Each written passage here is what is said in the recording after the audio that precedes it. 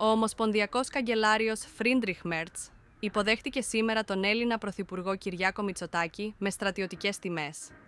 Για τον Καγκελάριο ήταν η πρώτη υποδοχή ενός καλεσμένου με στρατιωτικές τιμές. Στη συνέχεια, ο Καγκελάριος παραχώρησε συνέντευξη τύπου με τον Έλληνα Πρωθυπουργό. Κυρίες και κύριοι, καλώς ήρθατε.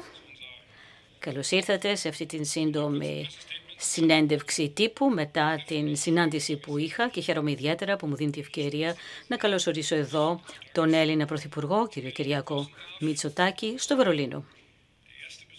Είναι η πρώτη επίσκεψη που δέχομαι εδώ στην Καγκελαρία από έναν των ηγετών της Ευρώπης. Γνωριζόμαστε εδώ και πάρα πολλά χρόνια από την κοινή εργασία που είχαμε στο Ευρωπαϊκό Λαϊκό Κόμμα, οπότε είναι μεγάλη χαρά για μένα, αγαπητέ Κυριάκο, να σε καλωσορίσω εδώ τόσο γρήγορα, στην αρχή δηλαδή της θητείας μου, στην Καγκελαρία στο Βερολίνο. Η γρήγορη επίσκεψή σου δηλώνει πως επιθυμούμε καλές σχέσεις, περαιτέρω καλές σχέσεις μεταξύ της Γερμανίας και της Ελλάδας. Θέλουμε η συνεργασία να είναι στενή, προκειμένου να επιλύσουμε συγκεκριμένα προβλήματα. Συμφωνήσαμε επίσης ότι η επιθυμία μας είναι να συνεχίσουμε να αναπτύσσουμε τις καλές και φιλικές σχέσεις μεταξύ Γερμανίας και Ελλάδας, να τις εμβαθύνουμε και να τις περαιτέρω. Αρχικά, φυσικά, στη συζήτησή μας, τόσο μεταξύ μας όσο και με την Διευρυμένη Επιτροπή, αναφερθήκαμε στο ρωσικό επιθετικό πόλεμο κατά της Ουκρανίας και είμαστε της άποψης ότι η Ουκρανία θα έπρεπε να δεχτεί, ότι μάλλον η Ουκρανία δήλωσε πρόθυμη να συμφωνήσει στην εκεχηρία ανεφόρων 30 ημερών. Περιμέναμε την συγκατάθεση του Πούτιν και συμφωνούμε και οι δύο ότι στην περίπτωση που αυτό δεν θα συμβεί αυτή την εβδομάδα, δηλαδή δεν θα γίνει δεκτό, τότε από κοινού σε ευρωπαϊκό επίπεδο θα ζητήσουμε την περίληψη των περαιτέρω κυρώσεων. Έχουμε ήδη διατυπώσει την επιβολή της 17ου πακέτου κυρώσεων. Θα ταχθούμε υπέρ της επιβολής αυτού του πακέτου κυρώσεων σε περίπτωση που η Ρωσία δεν δεχτεί τις προτάσεις τις οποίες από κοινού διατυπώσαμε την προηγούμενη εβδομάδα και εξ ονόματος άλλων ευρωπαϊκών χωρών με τους οποίους είμαστε στενά συντονισμένοι. Σε περίπτωση λοιπόν που η Ρωσία δεν θα το δεχτεί, θα επιβάλλουμε κυρώσεις στον τομέα της ενέργειας και των χρηματοοικονομικών. Βεβαίως χαιρετίζουμε το γεγονός ότι ο κύριος Ζελένσκι είναι διατεθειμένος να μεταβεί προσωπικά στην Τουρκία προκειμένου να διαπραγματευτεί εκεί με τον πρόεδρο Πούτιν, αλλά φυσικά είναι υπόθεση του Πούτιν εάν θα δεχτεί, θα αποδεχτεί δηλαδή αυτή την πρόταξη για διαπραγμάτευση και θα συνενέσει σε εκεχηρία. Η μπάλα είναι πραγματικά πλέον μόνο στην πλευρά της Ρωσίας. Η ειρήνη και η ασφάλεια στην Ευρώπη δεν είναι κάτι το αυτονόητο και γνωρίζουμε ότι τουλάχιστον από το Φεβρουάριο του 2022, το γνωρίζουμε αυτό, γι' αυτό λόγο αυτό, η Γερμανία και η Ελλάδα εργαζόμαστε εντατικά, για παράδειγμα στην εμβάθυνση της αμυντικής μας συνεργασίας. Επίσης συζητήσαμε και για ζητήματα του μεταναστευτικού και οι δύο μας χώρες επηρεάζονται σημαντικά από την παράτυπη μετανάστευση και είμαστε της ίδιας άποψης ότι οι νέοι αυστηροί κανόνες για το άσυλο θα πρέπει να εφαρμοστούν γρήγορα και να ληφθούν περαιτέρω μέτρα, όπως παραδείγματος χάρη στη συνεργασία με τρίτες χώρες. Επίσης, αναφερθήκαμε στο καθόλου εύκολο ζήτημα της δευτερογενούς μετανάστευσης στο εσωτερικό της Ευρωπαϊκής Ένωσης. Αυτό είναι ένα θέμα, αποτελεί ζήτημα μεταξύ της Ελλάδας και της Γερμανίας, αλλά και μεταξύ άλλων χωρών. Εγώ ανέφερα τις προσδοκίες μου προς την ελληνική κυβέρνηση, την κατέστησα σαφές ότι η δευτερογενής μετανάστευση από την Ελλάδα προς τη Γερμανία, οι ρυθμοί πρέπει να μειωθούν, οι επανεισδοχές πρέπει να αυξηθούν, αλλά βεβαίως και εδώ, σε επίπεδο Υπουργών Εσωτερικών, θα ακολουθήσουν άλλες συνεννοήσεις και συζητήσεις προκειμένου να βρούμε μια κοινή λύση. Αγαπητέ Κυριάκο, επιθυμούμε να συνεργαστούμε και σε επίπεδο στον τομέα της οικονομίας και της ενέργειας, θα το κάνουμε στενότερα. Σήμερα το βράδυ θα τιμηθεί σε επίπεδο Συμβουλίου και θα έχουμε τη δυνατότητα να συζητήσουμε επ' αυτού. Έχουμε μια βαθιά και μακροχρόνια συνεργασία σε οικονομικό επίπεδο μεταξύ της Γερμανίας και της Ελλάδας. Πέρυσι γιορτάστηκε εκατοστή επέτειος του Ελληνογερμανικού Εμπορικού και Βιομηχανικού Επιμελητηρίου. Επίσης, η πολυάριθμη συμμετοχή γερμανικών επιχειρήσεων στη διεθνή θέση Θεσσαλονίκης πέρυσι κατέδειξε σαφώς τις στενές οικονομικές σχέσεις. Συνολικά πρέπει να πούμε ότι συμφωνούμε και έχουμε συμφωνήσει να υπάρξουν περισσότερες οικονομικές επαφές. Συμφωνήσαμε σε πάρα πολλά θέματα και γι' αυτό με μεγάλη χαρά λέω από του βήματος αυτού ότι προσβλέπω στη πολύ καλή συνεργασία μεταξύ της Ελλάδας και της Γερμανίας και ήθελα να τονίσω για άλλη μια φορά ότι χαίρομαι ιδιαίτερα που ο Έλληνας Πρωθυπουργός είναι σήμερα ο πρώτος επισκέπτης, ο πρώτος φιλοξενούμενος μεταξύ των ηγετών της Ευρωπαϊκής Ένωσης. Και όλοι σας γνωρίζετε πόσο σημαντική είναι αυτή η συνεργασία με αυτή την χώρα. Χαίρομαι πάρα πολύ που σε έχω μαζί μου σήμερα, που είσαι εδώ σήμερα. Κύριε Καγκελάρη, αγαπητέ Φρίντριχ, χαίρομαι και εγώ ιδιαίτερα που βρίσκομαι σήμερα εδώ και σε συναντώ στο Βερολίνο. Αποτελεί μεγάλη τιμή για μένα, αλλά είναι και μεγάλη ευχαρίστηση. Επίσης, θα ήθελα να μου επιτρέψεις να σε συγχαρώ. Και στο σημείο αυτό θα ήθελα να συνεχίσω στα ελληνικά. Ευχαριστώ πολύ για την υποδοχή, αλλά και την τιμή που μου κάνατε, καθώς είμαι ο πρώτος Ευρωπαίος εταίρος τον οποίον υποδέχεστε στο Βερολίνο ως καγκελάριος. Και νομίζω ότι αυτό έχει έναν βαθύ συμβολισμό για το δρόμο που έχουμε διανύσει στις σχέσεις μας, αλλά και για τον δρόμο τον οποίο έχει διανύσει η Ελλάδα. Σχέσεις που άλλοτε δοκιμάστηκαν, σήμερα όμως έχουν οριμάσει. Θεμελιώνονται πλέον στον αμοιβαίο σεβασμό, στον ειλικρινή διάλογο, αλλά και σε μια πολύ στενή συνεργασία. Η Ελλάδα, όπως και ολόκληρη η Ήπειρός μας, αγαπητέ Φρίντριχ, αισθάνονται ανακούφιση από το γεγονός ότι η Γερμανία διαθέτει πλέον μια νέα ισχυρή κυβέρνηση. Ο ρόλος της χώρας σας, άλλωστε, είναι κομβικός στην Ευρώπη και τον κόσμο, ιδίως στους ταραγμένους καιρούς στους οποίους ζούμε. Είναι κάτι το οποίο πιστεύω ότι φέρνει και την Αθήνα και το Βερολίνο ακόμα πιο κοντά, με τις κοινές προκλήσεις να ισχυροποιούν τους δεσμούς μας ως δύο κράτη που είναι εταίροι στην Ευρωπαϊκή Ένωση, σύμμαχοι στο ΝΑΤΟ, αλλά και συνεργάτες σε πολλά πεδία. Ο καγκελάριος γνωρίζει καλά ότι τα τελευταία 6 χρόνια η Ελλάδα γράφει ένα νέο κεφάλαιο. Ύστερα μια σκληρή δεκαετή κρίση, η οικονομία μας σήμερα είναι μία από τις πιο σταθερές της Ευρωζώνης, με δυναμικούς ρυθμούς ανάπτυξης, με διαρκή υποχώρηση της ανεργίας, με αύξηση της βιομηχανικής παραγωγής και των εξαγωγών. Στον τουρισμό καταρρίπτουμε το ένα ρεκόρ μετά το άλλο, με τους Γερμανούς επισκέπτες να προτιμούν μαζικά τη χώρα μας, κάτι το οποίο αναμένεται να συμβεί και φέτος.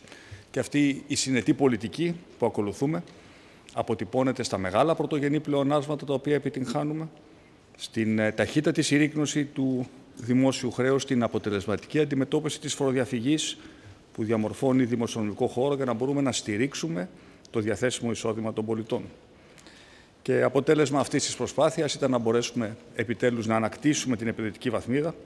Και βέβαια αυτό έχει αξία γιατί είναι εφαλτήριο για περισσότερες επενδύσεις. Οι γερμανικές επιχειρήσεις έχουν εμπιστευθεί την πατρίδα μου, έμειναν εκεί και στα δύσκολα χρόνια της κρίσης, επενδύουν περισσότερο στην πατρίδα μας, στα αεροδρόμια, στις τηλεπικοινωνίες, στην ψηφιακή, στην πράσινη τεχνολογία και ευελπιστώ ότι και αυτή η επίσκεψή μου θα στείλει ένα ξεκάθαρο μήνυμα ότι η Ελλάδα γυρίζει πια σελίδα και ότι θα συνεχίσει τις μεταρρυθμίσεις που θα καταστήσουν την Ελλάδα έναν ελκυστικό προορισμό για γερμανικές επενδύσεις. Οι δεσμοί μας βέβαια δεν εξαντλούνται μόνο στις οικονομικές και στις διπλωματικές σχέσεις. Εδώ και δεκαετίες τους ενσαρκώνει και η ακμάζουσα ελληνική κοινότητα στη Γερμανία, που αριθμεί πάνω από 500.000, με απόδημες και απόδημοι που είναι ενεργά και δραστήρια κύτταρα της γερμανικής κοινωνίας, με την επιτυχία τους να αποτελεί απόδειξη των αξιών που διατρέχουν και τους δύο λαούς. Σκληρή δουλειά, ανθεκτικότητα και αισιοδοξία. Συζητήσαμε βέβαια με τον καγκελάριο τις πολλές κρίσεις που απασχολούν σήμερα την Ευρώπη. Και την Ουκρανία, υπό το φως και της διάσκεψης του Σαββάτου και της επίσκεψης που έκανε ο καγκελάριος στο Κίεβο, συμφωνούμε στην άμεση και άνευ όρων εκεχηρία 30 ημερών. Επιβεβαιώσαμε τη στήριξή μας στην εδαφική ακεραιότητα και την κυριαρχία της χώρας και υπογραμμίσαμε ότι η Ευρωπαϊκή Ένωση πρέπει να βρεθεί στο κέντρο κάθε ειρηνευτικής διευθέτησης με βάση πάντα το διεθνές δίκαιο. Όπως βέβαια και στο τιτάνιο έργο της ανοικοδόμησης.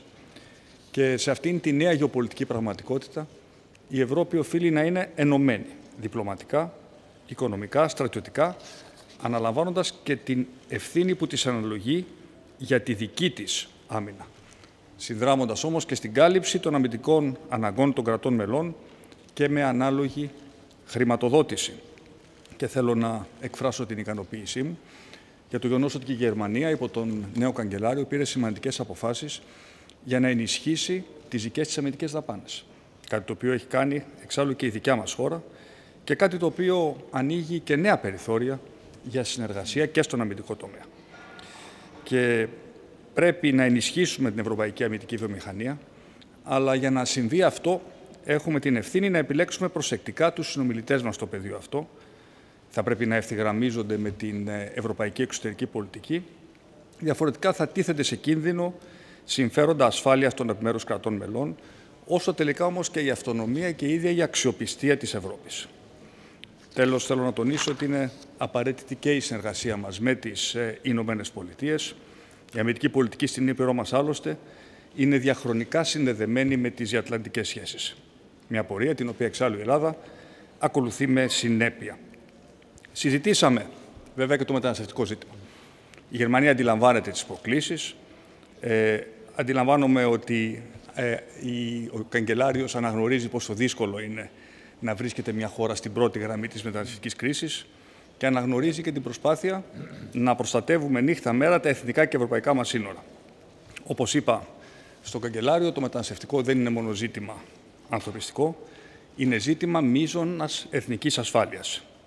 Και γι' αυτό είναι απαραίτητη η ακόμα πιο στενή σύμπραξη Αθήνας και Βερολίνου, με προτεραιότητα στην αποτελεσματική συνεργασία μεταξύ των δύο κρατών. Οφείλουμε να δώσουμε έμφαση στην εξωτερική διάσταση, στις επιστροφές και στη σωστή υλοποίηση του Ευρωπαϊκού Συμφώνου Μετανάστευσης και Ασύλου. Κλείνω, αγαπητέ καγκελάριε, με τη σκέψη ότι το Βερολίνο είναι μια πόλη που έζησε τη διαίρεση, αλλά και την επανένωση ενός έθνους και μας υπενθυμίζει ότι η πραγματική δύναμη της Ευρώπης δεν είναι τα τείχη, αλλά οι γέφυρες. Και η συνάντησή μας αυτή επιβεβαιώνει ότι οι ελλογερμανικές γέφυρες γίνονται τώρα ακόμα πιο δυνατές, συνδέοντας το Βορρά με τον Νότο και μαζί τους την Ευρώπη που κληρονομήσαμε με την Ευρώπη που θέλουμε να οικοδομήσουμε. Πιο ενωμένη, πιο ανθεκτική και πιο σίγουρη. Και πάλι σε ευχαριστώ για αυτή την θερμή υποδοχή.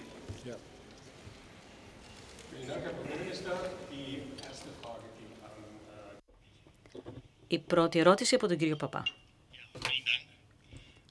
Σας ευχαριστώ πολύ. Μόλις ότι μιλήσατε με τον Γερμανό καγκελάριο για τις πολλές κρίσεις που έχει να αντιμετωπίσει η Ευρώπη. Πείσατε τελικά το Γερμανό καγκελάριο για να συνενέσει στην ανάπτυξη νέων και πρόσθετων χρηματοδοτικών εργαλείων για τις αμυντικές δαπάνες των χωρών μελών, πέραν αυτών που ήδη έχει προτείνει η Κομισιόν. Θα αναλάβετε κάποια πρωτοβουλία σε αυτή την κατεύθυνση? Και μία ερώτηση προς τον καγκελάριο. Κύριε καγκελάριε, φροντίσατε ώστε η Γερμανία, λόγω της κατάστασης ασφάλειας στην Ευρώπη, τα επόμενα χρόνια, ότι θα εξαιρέσει τις αμυντικές δαπάνες από το φρένο χρέους.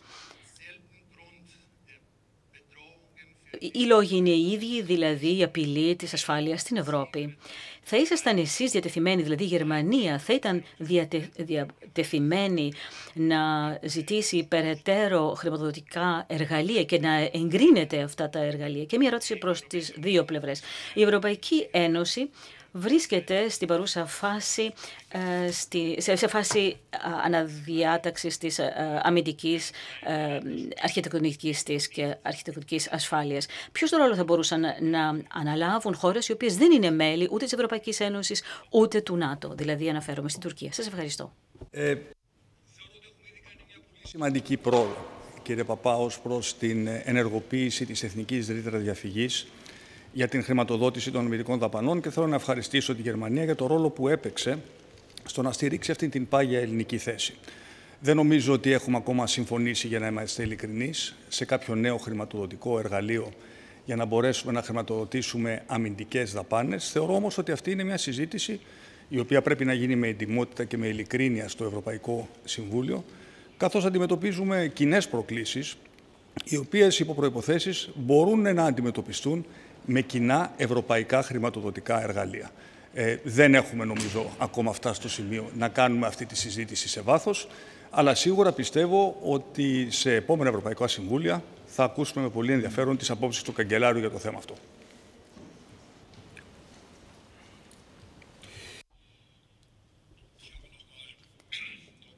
Κατέστησα σαφές για άλλη μια φορά ότι εμείς ανέκαθεν στη Γερμανία ήμασταν πολύ προσεκτικοί όσον αφορά τα χρηματοδοτικά εργαλεία της Ευρωπαϊκής Ένωσης, που χρηματοδοτούνται μέσω δανεισμού. Οι συνθήκες της Ευρωπαϊκής Ένωσης επιτρέπουν κάτι τέτοιο μόνο σε περιπτώσεις εξαίρεσης. Μια τέτοια εξαίρεση ήταν, για παράδειγμα, η πανδημία. Αλλά τέτοιες προκλήσεις, όπως αυτές τις οποίες έχουμε να αντιμετωπίσουμε σε επίπεδο αμυντικό, πρέπει να τις δεχτούμε ως την επόμενη, τη νέα κανονικότητα που θα μας συνοδεύσει τα επόμενα χρόνια. Και για το λόγο αυτό είμαι, όπως και οι προηγούμενες κυβερνήσεις της Γερμανίας άλλωστε, είμαι πολύ προσεκτικός όταν κάνουμε λόγο για νέα χρηματοδοτικά εργαλεία, όταν τα χρηματοδοτικά αυτά εργαλεία χρηματοδοτούνται μέσω δανεισμού. Είμαι ανοιχτός για εργαλεία της Ευρωπαϊκής Ένωσης, αυτής καθεαυτής, από την επίπεδο εσόδων, δηλαδή όταν πρόκειται για την κατανομή των φόρων ή όταν πρόκειται για επιβολές τελών στο διοξείδιο του άνθρακα σε εκπομπές, εκεί θα μπορούσαμε να σκεφτούμε εάν δεν θα έπρεπε να χρησιμοποιήσουμε εργαλεία χρηματοδότησης του προϋπολογισμού.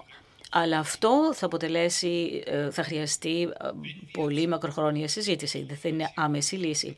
Εάν οδηγηθούμε σε κοινή χρηματοδότηση στην Ευρωπαϊκή Ένωση, κάτι που είναι απαραίτητο, τότε εγώ προσωπικά θεωρώ ως προτεραιότητα να δούμε τον αριθμό των συστημάτων, να τα μειώσουμε δραστικά, συστημάτων χρηματοδότησης. Έχουμε πάρα πολλά συστήματα, και αμυντικά, τα οποία παράγονται, οπλικά συστήματα. Η παραγωγή πρέπει να είναι πιο εύκολη, πρέπει να έχουμε πιο εύκολα συστήματα. Ίσως θα πρέπει να διδαχτούμε πολλά σε αυτή την περίπτωση από την Ουκρανία, διότι αυτά τα 3,5 χρόνια του τραγικού πολέμου τα κατάφερε, εν πάση περιπτώσει, στην παραγωγή, κατασκευή των drones να κάνει τεράστια βήματα προόδου, γιατί όλες αυτές οι κατασκευές συνοδεύονται από τεράστια έξοδα. Επίσης, οι ποσότητες θα πρέπει να είναι σημαντικές, παραγωγής δηλαδή, και στο σύστημα των προμηθειών μας, όσον αφορά την συνθετότητα, τον αριθμό των οπλικών συστημάτων, αλλά και τον αριθμό των μονάδων. Όλα αυτά θα πρέπει να ανταλάβουμε υπόψη μας.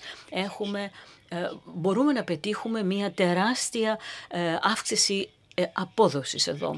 Και εδώ δίνουμε πολύ μεγάλη βαρύτητα. Όσον αφορά τώρα την συμπερίληψη κρατών μη μελών σε θέματα ασφάλειας και άμυνας, είναι κάτι το οποίο ανέφερα και την τελευταία φορά σε μία από τις ομιλίες μου ως αντιπολίτευση τότε. Αποτελεί πολύ μεγάλη ευκαιρία εδώ να συνδέσουμε στην ευρωπαϊκή πολιτική χώρες όπως τη Βρετανία, την Νορβηγία και άλλες χώρες που δεν είναι ακόμα μέλη της Ευρωπαϊκής Ένωσης ή δεν είναι πια ή δεν θέλουν να γίνουν, να μπορέσουμε να τις ενσωματώσουμε στην Ευρωπαϊκή Ένωση, όπως ακριβώς έκανα και στην περίπτωση του Νορβηγού συναδέλφου, τον οποίο προσκάλεσα στην επίσκεψη στο Κίεβο, λέγοντας ότι δεν χρειάζεται να είμαστε κανείς τυπολάτρες και να λαμβάνουμε υπόψη σας μόνο την ιδιότητα μέλους Ευρωπαϊκής Ένωσης. Οπωσδήποτε λοιπόν, κατά την άποψή μου, νομίζω ότι η πολιτική άμυνας και ασφάλειας θα πρέπει να συμπεριλάβει και αυτές τις χώρες. Και είπα, έχω μεγάλη και πολύ στενή επαφή με τον Νορβηγό Πρωθυπουργό και ανέφερα 2 χώρες. Έχουμε λοιπόν και άλλες χώρες οι οποίες θα ήταν διατεθειμένες να συμμετάσχουν σε αυτό το δρόμο. Και είμαι πάρα πολύ ανοιχτός πράγματι να συμπεριλάβουμε αυτές τις χώρες σε όλες τις προσπάθειές μας στην πολιτική μας άμυνας και ασφάλειας. Ευχαριστώ πολύ. Επόμενη ερώτηση. Κύριε Καγκελάρη, θα ήθελα να επιστρέψω στο θέμα της Ουκρανίας και των πιθανών κυρώσεων. Το Σάββατο είπατε, εσείς και οι Ευρωπαίοι συνάδελφοί σας, μάλλον στείλατε ένα ηχηρό μήνυμα. Ωστόσο, αναρωτιέμαι αν χάνουν την αξιοπιστία τους οι Ευρωπαίοι πολιτική. Γιατί μίλησαμε για εκεχηρία, τώρα δεν υπάρχει εκεχηρία κτλ. Εάν μέχρι τέλος της εβδομάδας δεν υπάρξει πρόοδος, τι θα συμβεί? Θα υπάρξουν οι συνομιλίες την Πέμπτη? Θα μπορούσατε να είστε πιο συγκεκριμένος αναφορικά με τις κυρώσεις? Και τι θα κάνει η Ουγγαρία, για παράδειγμα, σε περίπτωση που ουσιαστικά αναχαιτήσει την επιβολή των κυρώσεων? Και επίσης μια ερώτηση προς τον Έλληνα Πρωθυπουργό. Αναφερθήκατε με πολύ διπλωματικό τρόπο στα χρηματοοικονομικά. Θα ήθελα να επανέλθω, κύριε Πρωθυπουργέ. Πρόκειται να δεχτείτε στο χρηματοοικονομικό σύμφωνο, μάλλον ζητάτε ελαφρύνσεις και διευκολύνσεις σε αυτό το επίπεδο? Την ερώτησή σας για το Σύμφωνο Σταθερότητας. Αυτό το οποίο θέλω να τονίσω είναι ότι η Ελλάδα είναι μια χώρα η οποία πια αποτελεί υπόδειγμα δημοσιονομικής συμμόρφωσης ως προς την επίτευξη των δημοσιονομικών κανόνων. Έχουμε ένα υψηλό χρέος, το μειώνουμε με πολύ μεγάλη ταχύτητα. Κατά συνέπεια, είμαστε απολύτως πεπισμένοι ότι θα πετύχουμε τους στόχους των πρωτογενών πλεονασμάτων τους οποίους έχουμε θέσει. Ζητήσαμε πράγματι μια πρόσθετη ευελιξία ως προς τη ρήτρα διαφυγής για τις αμυντικές δαπάνες. Αυτό είναι κάτι το οποίο αναγνωρίστηκε ως μια ευρωπαϊκή αναγκαιότητα και κάτι το οποίο πετύχαμε, αλλά θέλω να είστε απολύτως πεπισμένοι ότι η Ελλάδα θα πετύχει πλήρως τους δημοσιονομικούς στόχους που έχει θέσει, θα εξακολουθεί να μειώνει το χρέος της και για μένα αποτελεί και μια προσωπική δέσμευση, αγαπητέ Καγκελάριε, ότι η χώρα μου δεν θα περάσει ποτέ ξανά από μια αντίστοιχη κρίση από αυτήν που μας γονάτισε το 2015. Η δημοσιονομική σταθερότητα είναι το θεμέλιο πάνω στο οποίο χτίζουμε όλες τις πολιτικές μας. Και αυτό για μένα είναι μια διαπραγμάτευτη προτεραιότητα.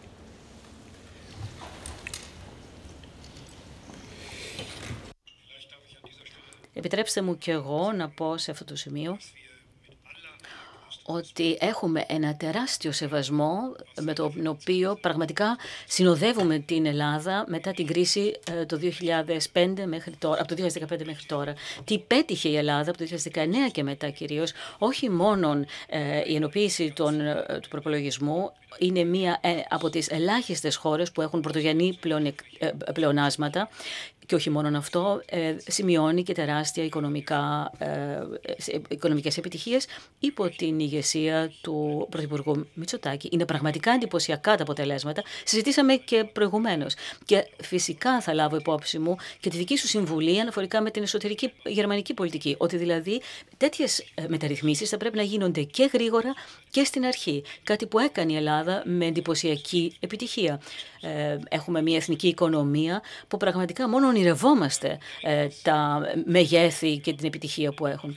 Όσον αφορά την Ουκρανία, μετά την επιστροφή μας από το Κίεβο, όλη την Κυριακή διεξάγαμε πολύ εντατικά τηλεφωνήματα, είχαμε επαφές με την Αμερικανική κυβέρνηση και συμφωνήσαμε ότι παρά τους εντυνόμενους βομβαρδισμούς, ο Ζελένσκι αποφάσισε να επισκεφθεί, να ταξιδέψει, να πάει στην Κωνσταντινούπολη την Πέμπτη και να δεχτεί την πρόταση του Πούτιν για συνάντηση εκεί. Το συζητήσαμε μαζί του και τον διαβεβαιώσαμε ότι θα ήταν καλό να το πράξει. Έθεσε μια προϋπόθεση ότι τουλάχιστον στις αρχές αυτές τις συνομιλίες να διακόψουν τους βομβαρδισμούς στην Ουκρανία από πλευράς της Ρωσίας δηλαδή.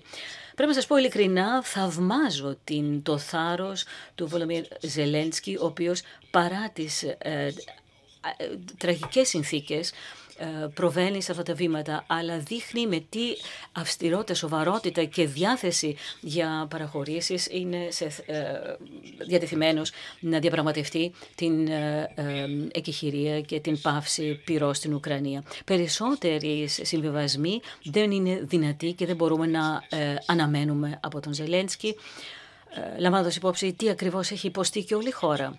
Όσον αφορά τώρα τις κυρώσεις, η Ευρωπαϊκή Ένωση προετοιμάζει ήδη το επόμενο πακέτο κυρώσεων, το οποίο μέχρι τέλους του μήνα Ιουνίου θα έχει ολοκληρωθεί και θα πρέπει να εγκριθεί. Έχουμε διευρύνει τις κυρώσεις στον ενεργειακό τομέα και στον σκιώδη στόλο.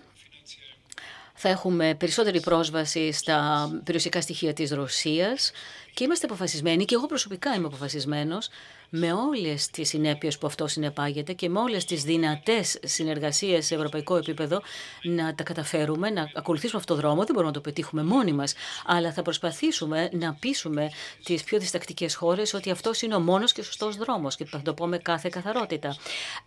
Ο τίτλος είναι «Αυτός ο πόλεμος θα πρέπει να τελειώσει». Βοηθούμε στρατιωτικά και αν αυτό είναι αναγκαίο, θα στηρίξουμε στρατιωτικά την Ουκρανία επί χρόνια. Κανείς δεν είναι διατεθειμένος από εμάς να δεχτεί ότι η στρατιωτική βία, με στρατιωτική βία αλλάζονται σύνορα στην Ευρώπη. Αν το επιτρέψουμε αυτό μία φορά, τότε θα συνεχίσουμε να βιώνουμε τέτοιες επιθέσεις, τέτοιου τύπου δηλαδή, σε άλλα σημεία στην Ευρώπη. Γι' αυτό δεν πρέπει να υποτιμήσει κανείς την βεβαιότητά μας και την αποφασιστικότητά μας, ακόμα και αν οι διαδικασίες είναι δύσκολες. Ήταν δύσκολο και μεταξύ μας, μεταξύ 4 να τα καταφέρουμε. Πήγαμε στο Κίεβο, μεταβήκαμε και με κάποιον ο οποίος δεν είναι μέλος της Ευρωπαϊκής Ένωσης. Είναι ξεκάθαρο μήνυμα αυτό ότι θέλουμε να στηρίξουμε εδώ την κατάσταση και δεν πρέπει να υποτιμηθεί. Εκτός μικροφώνου. Ευχαριστώ πολύ. Μία ερώτηση προς εσάς, κύριε Καγκελάρη, και μία προς εσάς, κύριε Πρωθυπουργέ. Όσον αφορά τους δασμούς και την πολιτική δασμών, πώς αξιολογείτε το modus vivendi, το χθεσινό, δηλαδή αυτόν τον δρόμο που βρήκαν χθες οι Ηνωμένες Πολιτείες και η Κίνα. Και σε αυτά τα συμφραζόμενα, οι γεωπολιτικές προκλήσεις, οι δασμοί κτλ. Και οι τεχνολογικές εξελίξεις έχουν αναδείξει τις διορθωτικές αδυναμίες της Ευρωπαϊκής Ένωσης. Τι θα μπορούσε η γερμανική κυβέρνηση να κάνει από κοινού με την ελληνική κυβέρνηση προκειμένου να ξεπεραστούν αυτές οι προκλήσεις, να αντιμετωπιστούν δηλαδή και η γεωπολιτική κατάσταση. Και μία επιπλέον ερώτηση, αν μου επιτρέπετε. Είπατε τόσα καλά λόγια για την ελληνική επιτυχία. Τι θα μπορούσατε εσείς να αντιγράψετε ή να διδαχτείτε, γιατί όχι, από την ελληνική ιστορία επιτυχίας?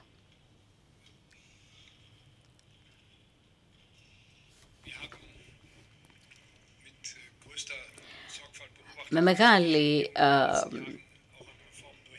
φροντίδα και πολύ προσεκτικά παρακολουθήσαμε τι έκανε η Ελλάδα. Επιστροφή στην εβδομάδα εργασίας των 6 ημερών. Είναι αδύνατο κάτι τέτοιο, αδιανόητο στην Γερμανία. Αλλά οι πολύ μικρές αλλαγές, ξέρετε, ότι δεν θα πρέπει να μιλάμε ότι το μέγιστο όριο εργασίας των 8 ωρών, αλλά πρέπει να μιλάμε για το μέγιστο όριο ωρών εβδομαδιαίως εργασίας. Αυτό είναι, αν θέλετε, ένα βήμα. Και δείχνει ότι και εμείς είμαστε διατεθειμένοι να κάνουμε κάτι επιπλέον δουλεύοντας. Όλοι όσοι θεωρούν ότι η Γερμανία ότι αυτά στη Γερμανία είναι αδιανόητο και τα λοιπά, να δουλεύει κανείς 40 ώρες την εβδομάδα, τότε σε όλους αυτούς συστήνω να ρίξουμε μια ματιά προς την Ελλάδα. Έκαναν πάρα πολύ παραπάνω από αυτά όσον αφορά την το εβδομαδιαίο όριο εργασίας. Μπορούμε πραγματικά να διδαχτούμε από την Ελλάδα.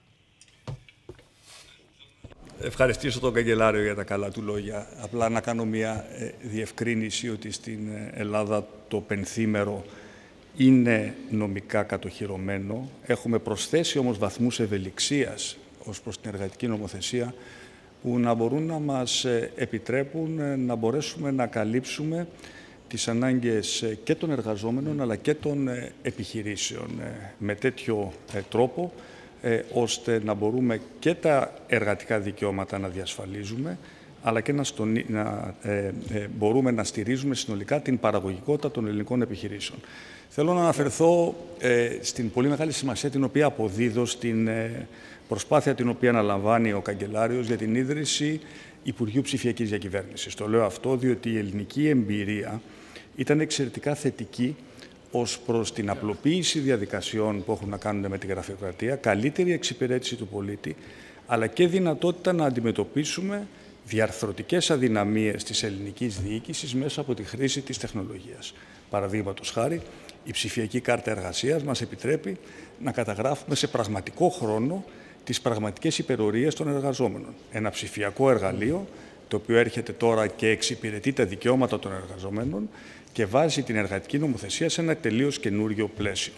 Κατά συνέπεια, συζητώντας με τον Καγκελάριο για τη σημασία των μεταρρυθμίσεων, επανέλαβα την ανάγκη αυτές οι μεταρρυθμίσεις να γίνονται σχετικά σύντομα, έτσι ώστε να μπορούν τα ωφέλη τους να γίνονται αισθητά στην κοινωνία εντός εύλογου χρονικού διαστήματος, και τον ενθάρρυνα στο βαθμό που είμαι σε θέση να τον συμβουλεύσω να τολμήσει, ειδικά στον τομέα της ψηφιοποίησης, να κινηθεί με πολύ γρήγορα βήματα. Νομίζω ότι είναι κάτι το οποίο θα το εκτιμήσουν πάρα πολύ και οι γερμανικές επιχειρήσεις και το γερμανικό κράτος, αλλά κυρίως οι γερμανοί πολίτες.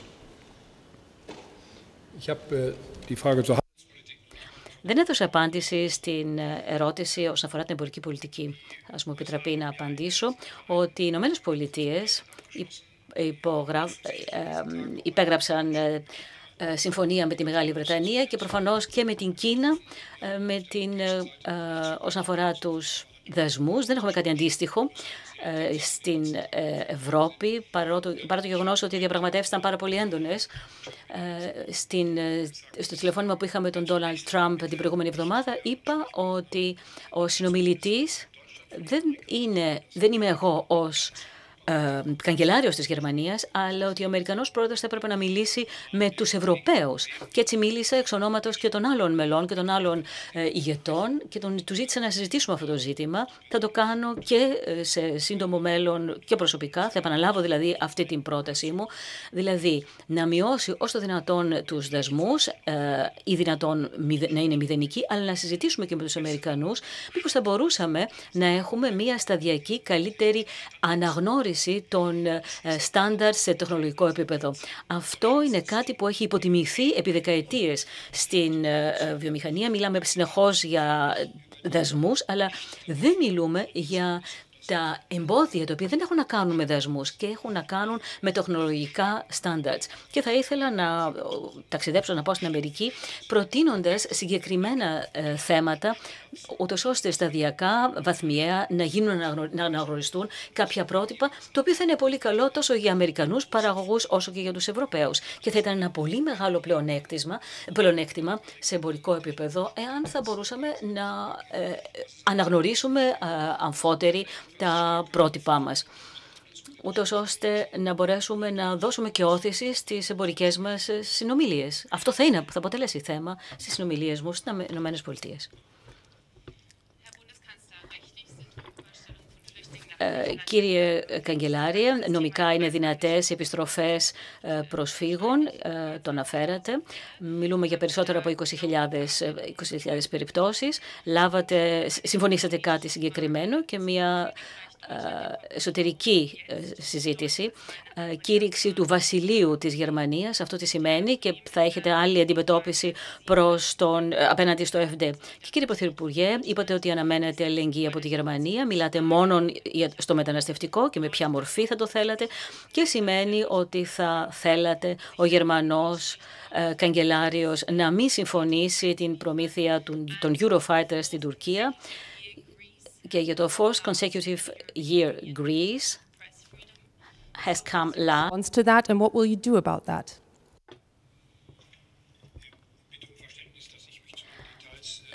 Παρακαλώ να έχω την κατανόησή σας ότι δεν θα ήθελα να μπω στις λεπτομέρειες της απαγόρευσης του κόμματος αυτού του Γερμανικού Ράιχ. Ας λάβετε από τον Υπουργό Εσωτερικών περισσότερες λεπτομέρειες. Νομίζω ότι ο επισκέπτης μας εδώ, ο προσκεκλημένος μας, δεν έχει να κάνει με τέτοια ζητήματα. Μιλήσαμε για την δευτερογενή μετανάστευση και για τις επιστροφές και συμφωνήσαμε με τον Πρωθυπουργό ότι θα συζητήσουμε και θα έχουμε ανταλλαγή απόψεων με μεγάλες λεπτομέρειες. Γνωρίζει ο Πρωθυπουργός κ. Μητσοτάκης ότι αυτό το θεωρούμε μεγάλο πρόβλημα, ότι η αριθμή είναι πάρα πολύ ψηλή. Θα επιδιώξουμε την εξέβρεση κοινής λύσης. Γνωρίζουμε ότι το μεταναστευτικό θα μπορέσει να επιληθεί σε ευρωπαϊκό επίπεδο αν καταφέρουμε να περιορίσουμε τις ροές, και έτσι λοιπόν συμφωνήσαμε με τον Πρωθυπουργό, όπως είπα και την προηγούμενη εβδομάδα, ότι τα ευρωπαϊκά εξωτερικά σύνορα δεν είναι ευρωπαϊκά εξωτερικά σύνορα εκείνων των κρατών που έχουν ευρωπαϊκά εξωτερικά σύνορα, αλλά τα ευρωπαϊκά εξωτερικά σύνορα είναι και τα δικά μας εξωτερικά σύνορα. Ακόμα και αν δεν έχουμε άμεσα ευρωπαϊκά εξωτερικά σύνορα, γιατί αν δεν εξαιρέσουμε φυσικά τα σύνορά μας προς την Ελβετία, αλλά αυτό είναι κομμάτι του Σέγγεν, του χώρου Σέγγεν.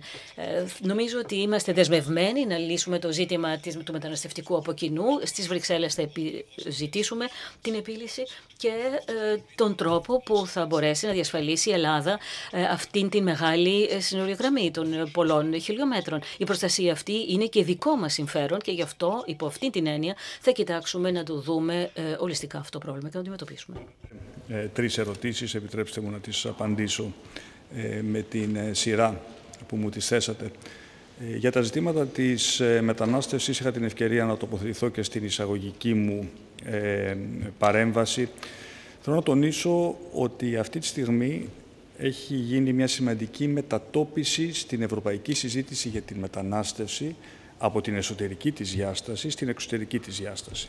Η μεγάλη έμφαση αυτή τη στιγμή πρέπει να είναι στη φύλαξη των ευρωπαϊκών συνόρων και χαίρομαι που ο κ. Καγκελάριος αναγνωρίζει την πολύ μεγάλη δυσκολία και την πολύ μεγάλη προσπάθεια που καταβάλει η χώρα μου να φυλάξει τα εξωτερικά σύνορα της Ελλάδος, που είναι και εξωτερικά σύνορα της Ευρώπης. Έχουμε και χερσαία και θαλάσσια σύνορα, καθώς και στην υλοποίηση των επιστροφών όσων έχουν εισέλθει στην Ευρωπαϊκή Ήπειρο χωρίς να δικαιούνται άσυλο. Η προτεραιότητα μας λοιπόν πρέπει να είναι αυτή. Αναγνωρίζω ότι υπάρχουν ζητήματα δευτερογενών ορών.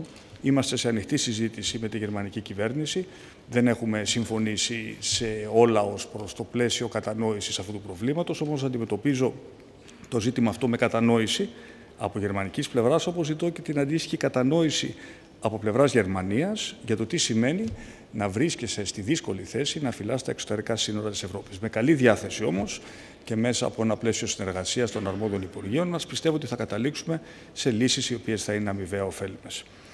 Με ρωτήσατε για το ζήτημα των Eurofighter.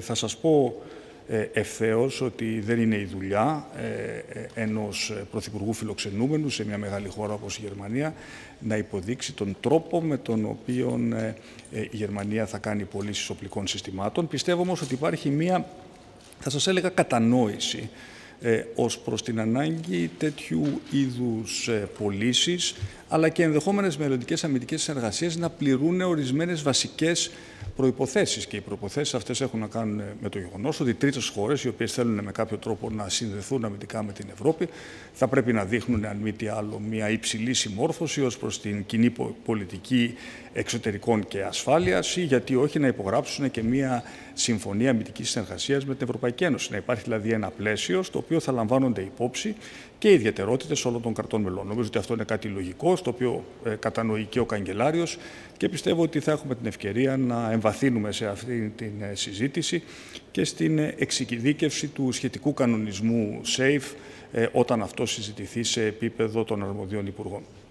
Τέλος, βρήκα ενδιαφέρουσα την ερώτησή σας για την ελευθερία του τύπου στην πατρίδα μου. Ξέρετε, η Ελλάδα είναι μια δημοκρατία η οποία λειτουργεί πολύ καλά και ο τελικός κριτής του κράτους δικαίου στην πατρίδα μας δεν μπορεί να είναι άλλος από την Ευρωπαϊκή Επιτροπή, η οποία κάθε χρόνο καταθέτει μια ετήσια έκθεση στην οποία συμπεριλαμβάνονται και τα ζητήματα τα οποία θέσατε.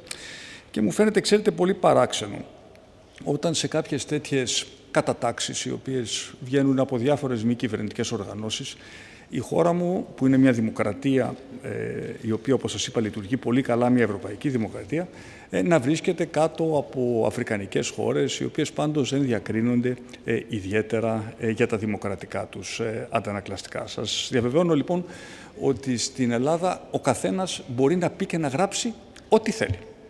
Ό,τι θέλει. Υπάρχει απόλυτη ελευθερία έκφρασης και σας διαβεβαιώνω επίσης ότι η κριτική η οποία ασκείται προς την κυβέρνησή μου, όπως αρμόζει σε κάθε δημοκρατία, είναι πολύ έντονη και αποδεχόμαστε ότι αυτό είναι μέρος του τρόπου με τον οποίο λειτουργούν οι ευνομούμενες δημοκρατίες, όπως είναι και η δικιά μας. Good. Very good. So, vielen Dank.